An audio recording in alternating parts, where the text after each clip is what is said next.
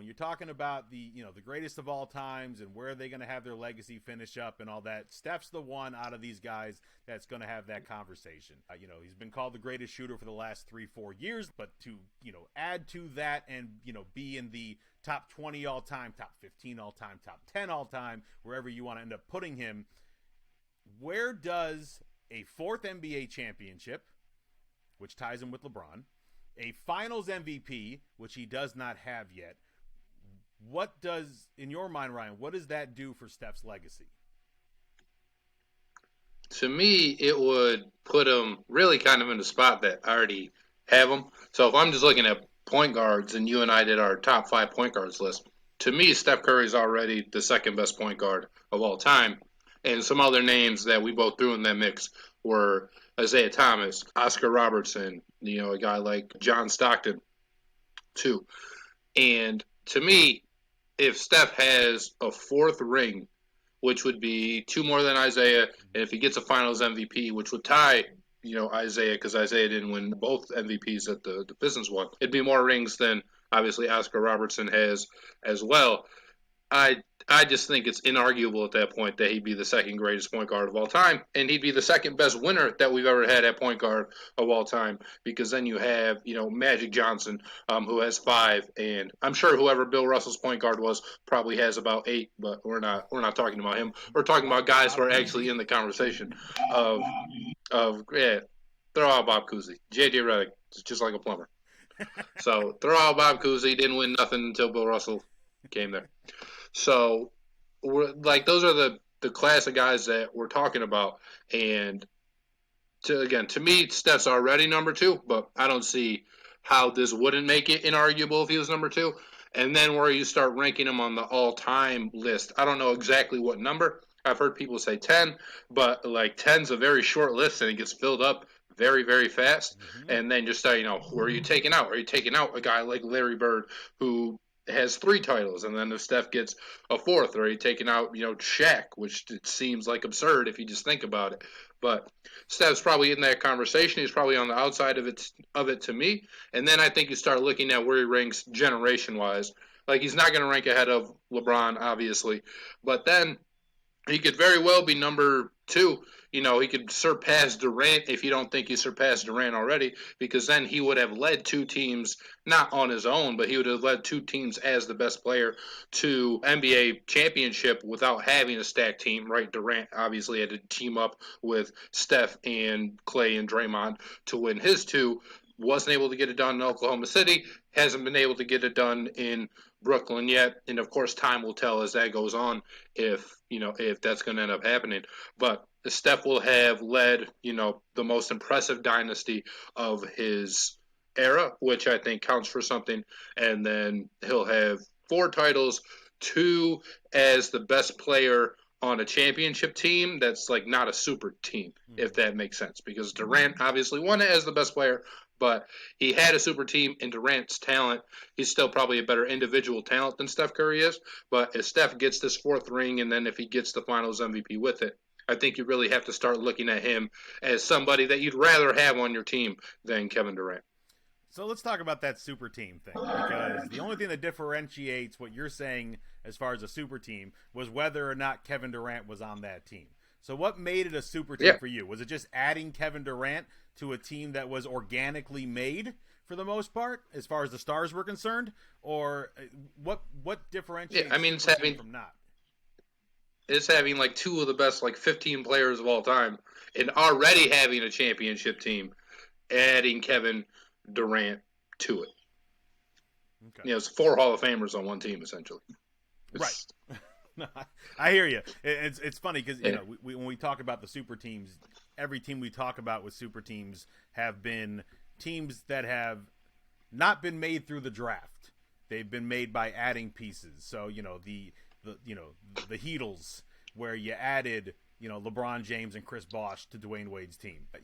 Ray Allen and Shane Battier. The big 3, in Boston, where you added KG and Ray Allen to Paul Pierce and those Boston, the super team that failed in the the '04 Lakers, where you added Gary Payton and Karl Malone to Shaq and Kobe. Shaq and Kobe alone wasn't considered a super team, even though the Lakers added Shaq. They didn't have anybody yet. They had just drafted Kobe, so they didn't know what he was going to be. They thought that he was going to end up becoming great, but it wasn't a super team, so it wasn't, and then you look at the Warriors, and with Steph, Clay, and Draymond, the core of that Warriors team, that was done organically. They drafted each of those players. They were lucky that those players turned out to be what they ended up becoming. You didn't know for sure. They didn't add them through, later on by trading away for a team, or just signing them in the offseason like they did with Kevin Durant, and then the whole narrative flipped once Kevin Durant went over to that Golden State Warriors team. Yeah, and I think, part of it, especially with Shaq, is the Lakers weren't great when they added him. Certainly not. And then they weren't, even great yet. They didn't win their first title till 2000, and they added Shaq in, 96? Mm-hmm. So I think with the Warriors, too, what partly makes that a super team is the fact that, that they had a super team was – it's because they had both Steph and Durant. I think if you just looked at a team that had Kevin Durant, Klay Thompson, and Draymond Green, you wouldn't call that a super team. They'd be a really good team. Mm-hmm. But I don't think anybody would be saying that's a super team or that's unfair to the rest of the league like they were when Kevin Durant joined a team who had set the regular season's win record and then the year prior had won I think 65 games or something and then won the NBA title with it. So that to me, those Warriors teams were kind of inarguably the super teams. And then, I think what they're doing now is a little bit more organic because they've gotten contributions from guys that they have drafted, Jordan Poole, Jonathan Kuminga, Kevon Looney, and then they've added guys like Iguodala and Andrew Wiggins. But I mean, again, I think we mentioned it last week. Adding Andrew Wiggins doesn't make you a super team at all.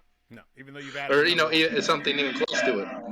And then, so for me, I think you start to put Steph in this class that I don't know, Tim Duncan is in, where he's maybe the best teammate ever in terms of not carrying or sacrificing what might be better for his individual numbers or individual performance for team success, and a guy that you've never heard any type of controversy about, a guy who you haven't heard ever really badmouth his team in any way.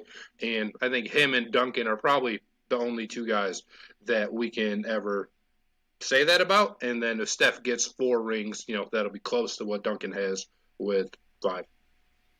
And he ain't done. If they get this 4th one, there's no reason to think that this team couldn't be back here next year or the year after that or the year after that. Yeah, see, it's weird for me with Steph. Because the point guard list, when you sent that to me, I going through it, if you look at my list, outside of Oscar Robertson, who played in a totally different era, so he's averaging, damn near 30 points while getting triple doubles and all that. But everyone else in that list, Isaiah Thomas, John Stockton, Magic Johnson, they are traditional point guards. Now, Isaiah was a great scorer who didn't utilize his scoring as much as he obviously could have because those Pistons teams were such a complete team in every sense of the word when it came to spreading the ball around, spreading the scoring around. But Isaiah was absolutely the general and the field general of that team. Magic Johnson, obviously, could score and could have scored a heck of a lot more than he did. You look at his shooting percentages, they are literally the exact same shooting percentage as Larry Bird, one of the greatest scorers in NBA history in most people's minds. So there's no reason to think Magic couldn't keep doing that as well. He didn't have to, didn't want to, until he was forced to kind of by Pat Riley, where he told him, you need to take these games over more offensively and not just be averaging 10 to 15 assists a game like Magic was able to do. So when I look at Steph, it's season 2 of Showtime. It's yeah, right. It's a winning time. My bad. It's such a great situation for Steph to be in, to have Draymond Green, to have a point forward who can bring the ball up, who can get you 7, 8, 9, 10 assists in a game without really much issue, and generally does that. And it allows Steph to not have to be a traditional point guard. And he's able to be more of that scoring point guard and really be the offense and the engine that runs the team in that manner. So Steph is very lucky that Draymond turned into what Draymond turned into. Draymond is very lucky that he was a part of a team with Steph and Klay Thompson. there's a lot of luck involved in who your teammates are and how it works out and how the team meshes together and all that. I'm not taking anything away from Steph Curry. He's a fantastic basketball player and one of the best I've ever seen, especially at shooting. So when I look at the point guard list, it's hard for me to put Steph where, because this is positionless basketball now on a lot of these teams, and the Golden State Warriors are very much that. But just as far as Steph's legacy of having 4 NBA championships, having that finals MVP finally, because look, good luck finding a better stat line as far as modern basketball is concerned. I don't know if you want to go back to the 60s and all that. I'm not going to. But as far as modern basketball is concerned, go look at I think it's the second finals MVP for Kevin Durant, right? Where Steph averaged 29 points along with all of his other stats, where he had a real argument. Like 9 and 8. Yeah, like he almost averaged a triple double. Honestly, like his numbers are absolutely ridiculous, and he doesn't win Finals MVP. And if all you did was look at his numbers and say, how the hell did this man not win Finals MVP? But then you go look at Kevin Durant's numbers, and he averaged like 31 to Steph's 29, and he averaged, I think, double-digit rebounds to go along with it. You know, you understood why it went to Kevin Durant, but good luck finding a player with stats like Steph that didn't win Finals MVP on the winning team. We're not going to count LeBron James and all of his numbers when he's doing everything for the Cavaliers but losing the NBA Finals. But just looking at Steph and where he is as far as legacy is concerned, I mean, he's already top 25, I would think, right? Yeah, I mean, I'd probably have him top 20, but yeah. Okay, but let's be safe. The list fills up fast, like we said. It really does. You start going like, okay, where does this guy go? Where does that guy go? But so when you start talking about top 20 10, guys that are top 10. Like, right? Like, it's really hard to make a top 10. You're going to have your own personal biases in there. There are plenty of reasons to not have Kobe Bryant in the top 10. There are 1,000 reasons to have Kobe Bryant in the top 10. There's plenty of reasons to not have Shaq in the top 10. You know, in a lot of people's minds, he's not even the second greatest center in NBA history. And then you've got the small forwards, the power forwards, the shooting guards, the point guards to get involved in these top 10s as well. So it's so hard to make that list. But if Steph has 4 NBA Finals championships and finally a Finals MVP to go with it, and 2 MVPs. And 2 MVPs. Like regular MVPs. Yeah, regular MVPs. And the first unanimous MVP. And the greatest three-point shooter of all time. Probably the greatest shooter of all time, which is a big part of basketball, obviously. It just gets so convoluted. Who do you kick out to move Steph in? And you're going to end up having fights. The old heads are going to have their fights about their guys in the 70s and the 80s. And then the 90s guys are going to have their fights as well. And then the early 2000s guys are going to have their fights as well. Like, it's so hard to pick. But he is going to absolutely throw his name into that ring of having that battle of who is top 10 when it's all said and done. Because, look, spoiler alert for me personally, I don't think Steph's going to stop at 4. Jeez. I don't. God, that'd be insane. I think he'll end up tying Magic. You know, I think he'll end up tying Kobe. I think he'll end up tying Tim Duncan. I think he'll probably have 5 by the time his career is. There's no reason to think this Warriors can't do it. The only reason the Warriors haven't been involved these last 2 years is because of injuries.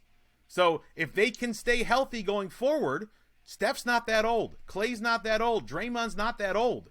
Steve Kerr, definitely not that old for an NBA coach. And now you just got these young guys you just talked about, Jonathan Kuminga and Moses Moody. You know, Jordan Poole just came out of nowhere. If they keep Andrew Wiggins and his ascension continues, there's no reason to think these Golden State Warriors are not going to be a team to deal with for the next 3, 4, 5 years. Yeah, I mean, they're really good. And the only thing you'd say about the Warriors is what people are already saying, and that's proven to be wrong, because here they are, hour and 20 minutes away from tipping off, you know, a game 1 of another NBA Finals. Is eventually they're going to get too old, and then they're going to break down. But like you said, they have these young pieces who can try and like ride it out into the sunset. You know, a lot like, again, we mentioned Tim Duncan, a lot like Kawhi Leonard was for Tim Duncan. And what I think the Warriors can do it and can keep this up. It's just a matter of, can they stay healthy? And really for Steve Kerr, because I know he's got that like back thing. So you mentioned he's not that old for an NBA coach, but he's already had to like take real big portions of seasons out to deal with whatever is ailing his back. So I wonder if that might cut his coaching career short. you're right though. They have a lot of young talent, and they even have they have a guy like James Wiseman who's been riddled by injuries.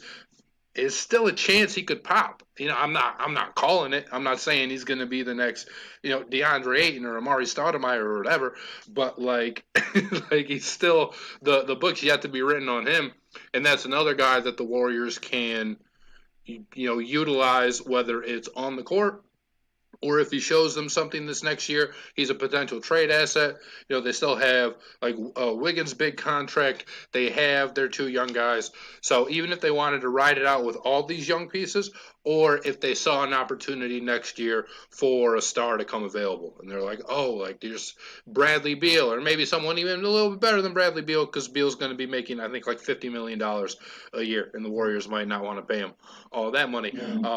But Zion, say Jokic gets mad in Denver or something. And I'm not saying any of these things are going to happen, but if that does happen, we've seen that is also a proven way to win an NBA title, because it's how a lot of the titles up to this one have been won the last couple years in the NBA, is by gathering these stars together and putting them on the court and praying they're healthy. And if they're healthy, you got a contender at least and a pretty good shot to win the title.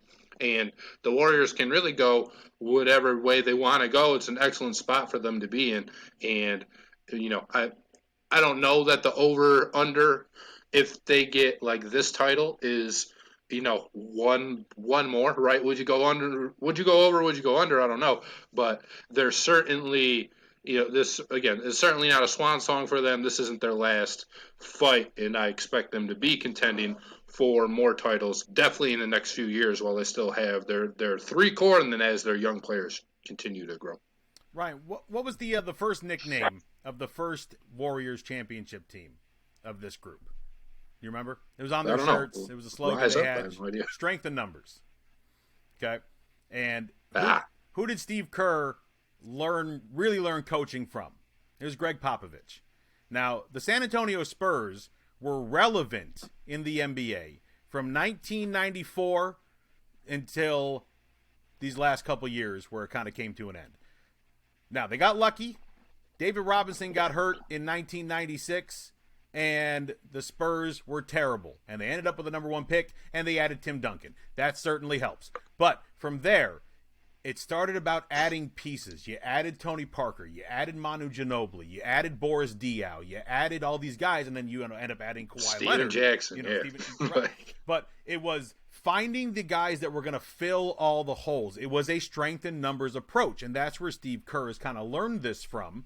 And he's absolutely taken it to the Golden State Warriors. And you look at the numbers of the guys on the bench and what they do. And you look at the championship teams for the Warriors, and they had the Sean Livingstons, and they had the Andre Iguodala's, and they have all these guys that would come in and do their job really well and make life easier for the stars of this team to not have to carry it. And you see these young guys we have just talked about, and there's no reason to think that these young guys can't come up in this same role, and they're not going to continue to add these role players who are going to give you anywhere from 8 to 15 points a game and do all the little things to make life easier for your stars.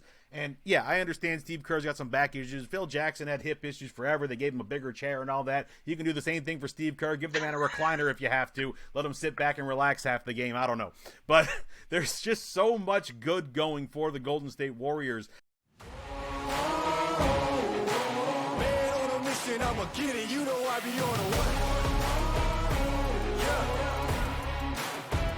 You know I be on the way.